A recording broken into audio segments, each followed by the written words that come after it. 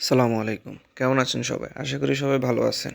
Mahi animal house চ্যানেলের নতুন একটি ভিডিওতে আপনাদেরকে থাম্বনেল এবং কি টাইটেল দেখে বুঝিয়ে গেছেন যে আমরা ছাদ বাগান তৈরির একটা প্রস্তুতি নিচ্ছি। তো ছাদ বাগান তৈরি করতে আমাদের আমাদের ঝুড়িগুলো আছে ওগুলোতে আমাদের মাটির প্রয়োজন বা টবগুলোর জন্য।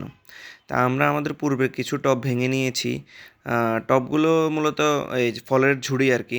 এই হচ্ছে সেই ঝুড়িগুলা যেগুলো থেকে আমরা মাটি ভেঙে নিয়েছি আগে থেকেই, এগুলো থেকে ঢেলে মাটিটা ভেঙে নিয়েছি। যেহেতু এগুলো পুরোনো মাটি, একটু সারের প্রয়োজন আছে, তাই আমরা মূলত এগুলো ঢেলে নিয়েছি।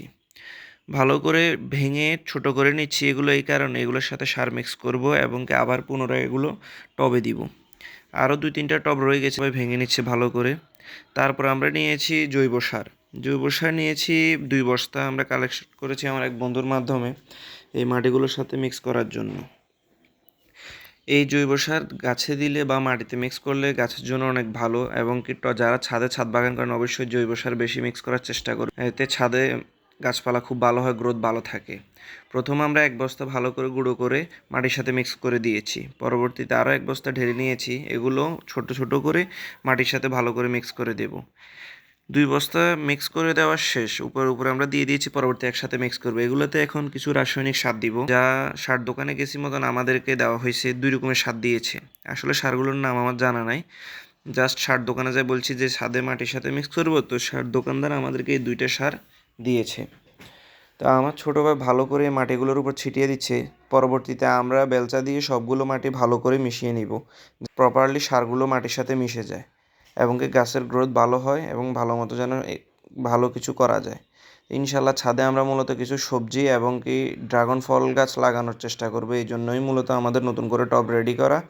এগুলোতে আমরা কিছু ড্রাগন গাছ এবং কি সবজি গাছ লাগাবো ইনশাল্লাহ। তা আমার ছোটো ভাই সারগুলো ভালো করে মারিয়ে দিচ্ছে।